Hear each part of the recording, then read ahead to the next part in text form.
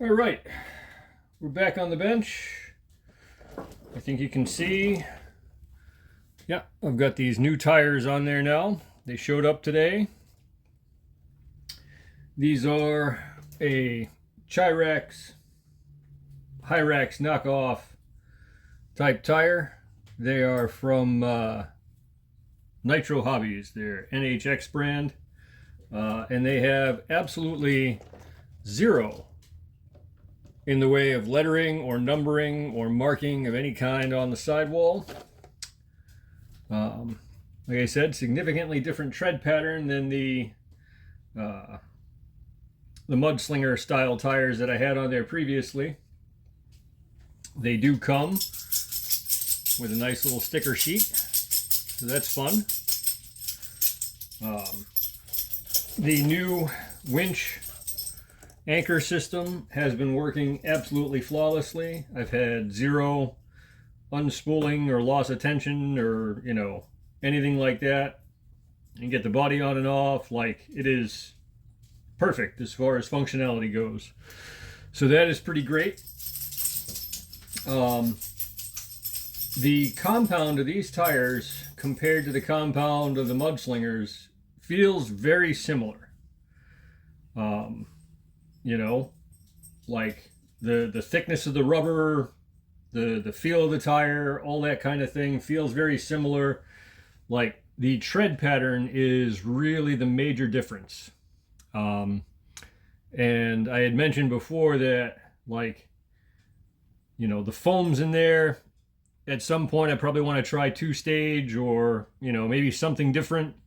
Swap out to aluminum rings all the way around and then get, silicone inserts, which then bring some of that weight back into the lower area, but don't just keep stacking on more and more rotational mass, that kind of thing. These are working pretty good. I got them out today. I did some, I took the dog and myself down to the park, and there's like a whole bunch of rocks individually placed dividing the parking area from like the field and that kind of thing. And so I basically spent time crawling around on the rocks that border that parking lot.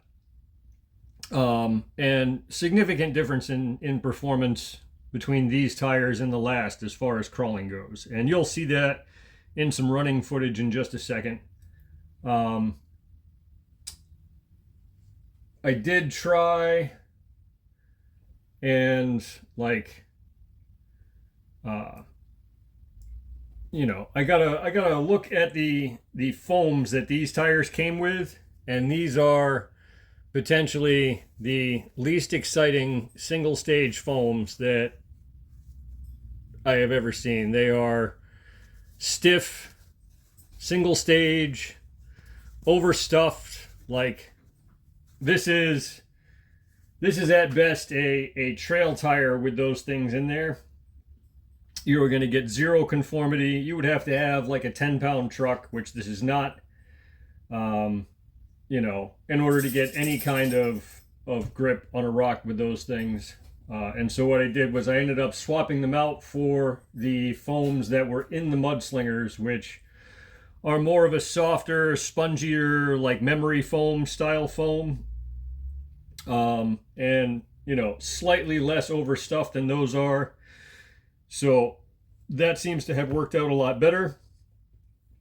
There was someone in the comments on one of my videos, I will get his name and flash it up there, that had recommended, using a leather punch to vent the tires, and that is what I tried this time. And, by comparison to the way that I've always done it with the torch and the nail and that kind of thing, it's faster.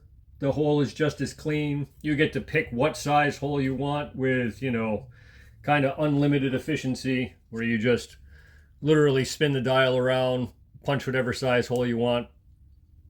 And so that was a great tip, and that is the way that I'm going to do it from now on. So there's that. I had a center of gravity problem, and I still do. While my crawling ability is vastly improved, the side hill ability is not.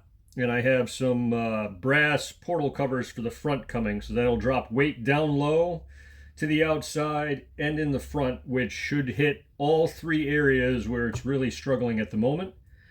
I tried to manipulate the suspension to help cure that today. I pulled all the springs off and just let it go full droop down on top.